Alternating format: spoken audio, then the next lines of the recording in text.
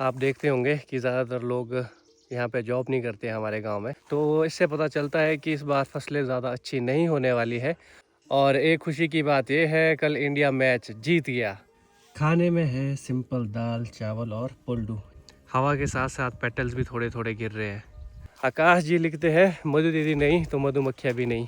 अभी इनके ऊपर गुड़ के पानी का स्प्रे करें। एम्बुलेंस का सायरन बज चुका है।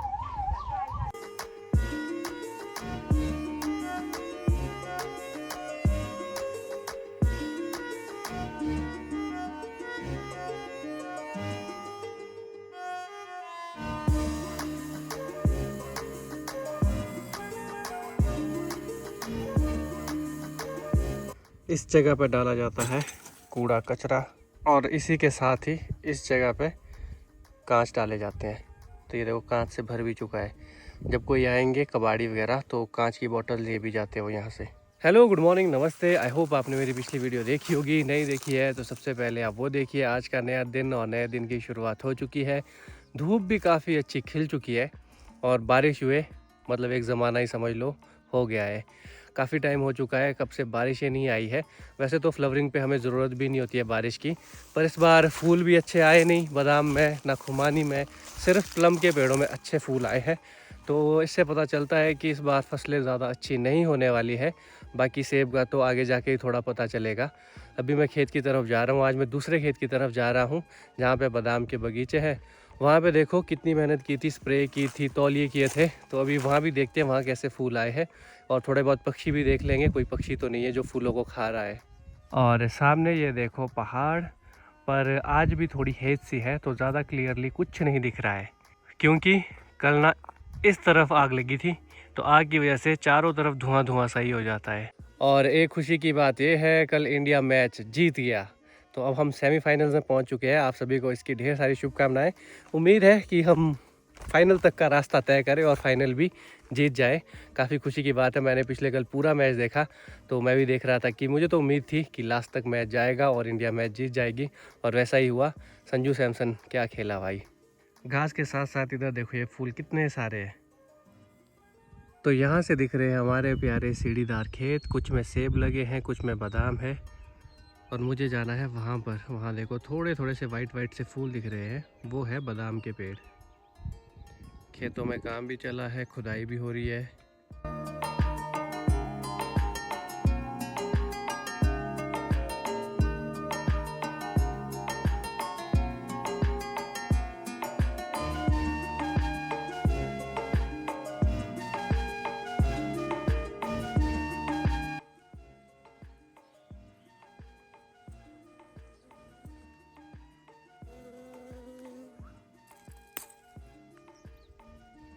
अभी मैं पहुंच चुका हूं खेत में, और फूल देखो इसमें भी बहुत कम कम दिखाई दे रहे हैं।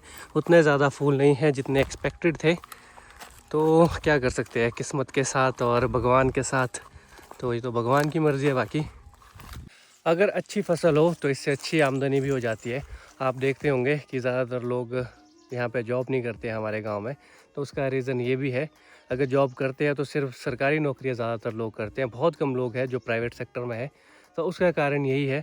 अगर बादाम सेब ये सारी फसलें अच्छी हो तो इससे जो है ना अच्छी आमदनी भी हो जाती है। लेकिन इस बार तो कुछ ऐसा दिखता नहीं है।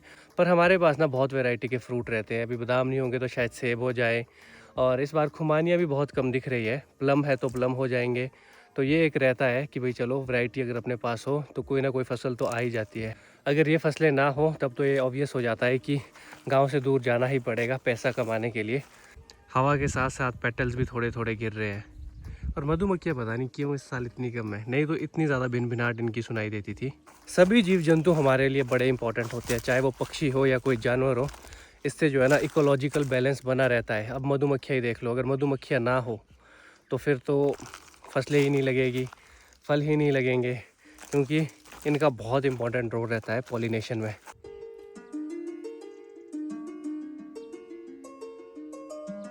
ये यहाँ पे एक छोटा सा पेड़ है और इसमें भी बहुत अच्छे फूल आए हैं, और मधुमक्खी भी दिख रही है इसमें तो। और ये एक छोटा सा प्लम का पेड़। प्लम में तो हर जगह पे ठीक ही फूल आए हैं, तो इसमें भी देखो छोटे छोटे फूल। इधर कहीं ऊपर से तोतों की आवाज़ें भी आ रही है, ये देखो सुनाई दे रहे होंगे इधर। तो तोते भाई अगर आपके लिए भी बादाम नहीं लगेंगे तो आप भी क्या खाएंगे? आप लोगों को भी जंगलों में खाना पड़ेगा कुछ ना कुछ, नहीं तो तोते भी बहुत खाते थे बादामों को। ये वाला है नाशपाती का पेड़, तो इसमें तो अभी समय है फूल आने में। वैरायटीज़ लगाना बहुत ज़रूरी है, अलग अलग फलों के पेड़, ताकि कुछ ना कुछ तो एटलीस्ट हो। अभी यहाँ पे ठंडी छाँव में बैठकर आपके प्यारे प्यारे कमेंट्स पढ़ूंगा, तो आप कमेंट्स ज़रूर किया कीजिए। तो मैं बड़े चाव से कमेंट्स पढ़ता हूँ और उनका रिप्लाई भी करता हूँ। तो आप कमेंट किया करें और वीडियो को लाइक भी किया करें और वीडियो को शेयर भी किया करें। यहाँ पे बैठ के आपके बड़े प्यारे प्यारे से कमेंट्स मैंने पढ़े, कुछ मजाकिया कमेंट भी होते हैं और बाकी तो गांव के रिलेटेड होते हैं, तो काफ़ी अच्छा लगा। आकाश जी लिखते हैं मधु दीदी नहीं तो मधुमक्खियाँ भी नहीं। लगता है सारी मधुमक्खियाँ मधु दीदी के साथ चली गई है। मधुमक्खियाँ भी अपने लिए ले जा रही है, जिससे शहद बनेगा। रूबी बुलर जी ने पूछा है कि मम्मी पापा कितने तक पढ़े हैं। मम्मी 6ठी 7वीं तक और पापा की मैट्रिक है। और उन्होंने पूछा कि भाई बहनों में सबसे ज़्यादा कौन पढ़ा है। तो सभी एक बराबर जैसे ही पढ़े हैं। हम 9 के 9 ग्रेजुएट है और उसके बाद कुछ ने मास्टर डिग्री की है, कुछ ने नहीं की है। बड़े वाले दीदी कमला दीदी सबसे ज़्यादा पढ़े लिखे हैं, क्योंकि उन्होंने 2 बार मास्टर्स की है, एक बार केमिस्ट्री में और एक बार की है इंग्लिश में शायद। बाकी तो मास्टर्स वाले हैं और बीएड वाले भी है, तो कमला दीदी है शायद, बाकी सब एक बराबर जैसे ही है। किसी ने पूछा है कि बादाम के पौधे नहीं लगाते क्या, और नए बिल्कुल लगाते हैं सर्दियों में ही। और किसी ने सजेशन दिया है कि अभी इनके ऊपर गुड़ के पानी का स्प्रे करें तो मधुमक्खियाँ बहुत सारी आएगी। ये पॉसिबल नहीं होता है। आप ये मत सोचिए किस तरह से मधुमक्खियाँ आएंगी, अगर आएंगी भी तो फिर पॉलिनेशन नहीं होगा, क्योंकि जब हम स्प्रे करेंगे पानी की या गुड़ की, जिसकी भी स्प्रे करें पानी में मिलाकर गुड़ जो आप बोल रहे हो, एंथर जो होता है ना फ्लावर में, फ्लावर के ऊपर एंथर के ऊपर पोलन्स होते हैं, वो सारे धुल जाएंगे। तो फिर पॉलिनेशन किस चीज़ का होगा? फूलों में अपनी महक होती है, जिसके कारण जो है मधुमक्खियाँ इनके पास आती है या फिर अट्रैक्टिव होते हैं, देखो ये देखने के लिए, उस वजह से ही मधुमक्खियाँ या भंवरे इनके पास आते हैं। बाकी अब चलते हैं घर की तरफ, क्योंकि आज एम्बुलेंस आने वाली है। तो मुझे पिताजी की कॉल आई थी, पिताजी घर में नहीं है, तो उनकी दवाई लेनी है मुझे एम्बुलेंस से। ये जो एम्बुलेंस है ये हर महीने आती है एक फ़िक्स तारीख को। तो ये जो एम्बुलेंस है ये हमारे साथ जो हाइड्रो इलेक्ट्रिक प्रोजेक्ट लग रहा है ना, तो वो भेजते हैं अफेक्टेड एरिया में। तो हमारा भी अफेक्टेड एरिया है, ऐसे नहीं है कि ये एम्बुलेंस हर गांव में जाती है। जो अफेक्टेड एरिया है, गांव है, वहीं पे ये एम्बुलेंस जाती है। अभी मैं जा रहा हूँ सड़क वाले घर की तरफ, वहाँ के हाल चाल भी देखते हैं और अपने ऑफिस की तरफ भी जाऊँगा। बाकी एक कमेंट ये भी आया था कि मुझे अपने पापा की तरह जॉब करनी चाहिए। पापा जी जो हैं वो गवर्नमेंट एम्प्लॉय है और गवर्नमेंट जॉब पाना इतने आसान नहीं है। आपको पता नहीं होगा, आपको बिल्कुल पता नहीं होगा हिमाचल गवर्नमेंट की फाइनेंशियल कंडीशन। लेकिन प्राइवेट जॉब जो होती है उससे अच्छा तो हम खेत में ही अच्छा कर लेते हैं।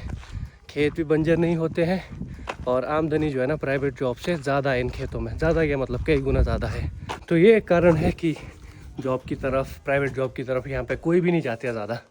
अगर भगवान साथ नहीं देगा, बारिश वगैरह नहीं होगी तो फिर ऑब्वियस हो जाता है। अपने ऑफिस से बैठ के देखते हैं सामने के नज़ारे।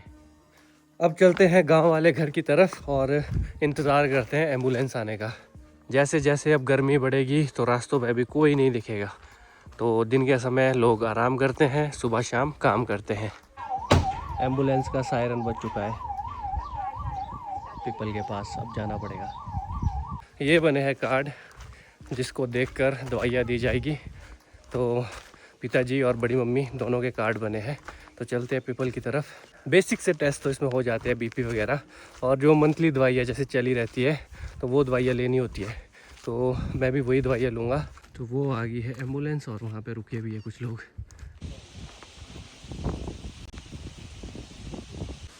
सतलुज संजीवनी सेवा, बारी बारी से सबके नंबर आएगा। शुगर का टेस्ट भी हो जाएगा, बीपी का भी हो जाएगा, और कुछ दवाइयाँ चाहिए होगी, जो भी बीमारी है वो भी मिल जाएगी। इस जगह पे शुगर चेक हो रहा है। ये पेशेंट। माता जी क्या चाहिए आपको? क्या चाहिए आपको माता जी? राशन और क्या चाहिए? राशन के लिए आए हैं। इधर इधर आप भी करो बीपी चेक। तो ये ले ली है मैंने दोनों की, बड़ी मम्मी की भी और पिताजी की दवाई। बस यही लेनी थी।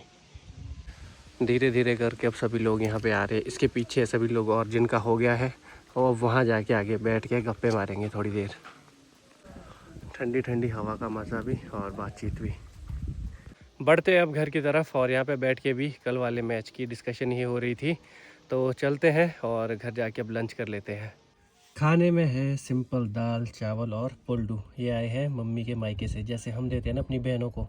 तो मम्मी के भाई ने भी भेजे हैं, तो मामी आए थे थोड़ी देर पहले, मैं उस वक्त घर में नहीं था। अभी चलते हैं सामने सनसेट देखने पीपल के पास। हमारे यहाँ पे विंटर वेकेशन होता है, तो आजकल एडमिशन्स हो रही है। सिर्फ 10th +1 2 वालों के बोर्ड्स के एग्ज़ाम होते हैं, तो उन लोगों के एग्ज़ाम से बाकी बच्चे सारे फ्री है। कोई ना कोई अलग अलग तरह की यहाँ पे गेम्स खेल रहे होते हैं। आज क्रिकेट खेल रहे हैं। हेलो, हमारे छोटे खिलाड़ी बघेट जी करन बैटिंग पर। बोल्ड बहुत अच्छी बॉलिंग कर रहा है। आउट। बॉल तो बहुत अच्छा है तुम्हारे पास। हाँ करण शुक्ला जी भाई खेल। चलो डालो जरा। कबड्डी वाले खिलाड़ी क्रिकेट नहीं खेलते हैं? खेलते हैं तो छक्का मार के बता जरा एक।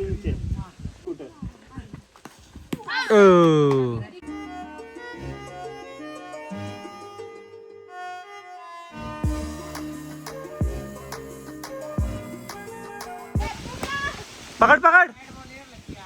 मैं फील्डिंग साइड हूँ। बढ़िया बॉल।